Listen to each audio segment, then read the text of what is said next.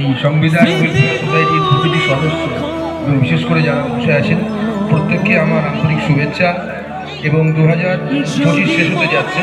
আমরা যেন 2026 শতাধিক বছরগুলো একইভাবে আনন্দ থাকতে পারি এবং আমরা একে অপরের প্রতি থাকতে পারি। এই সমস্তটা কিছুক্ষণ আগে বলছিলেন যে লাল ভোটে নাম হচ্ছে, সত্যি আমাদের ভবিষ্যৎ লাল। যারা বসে আছে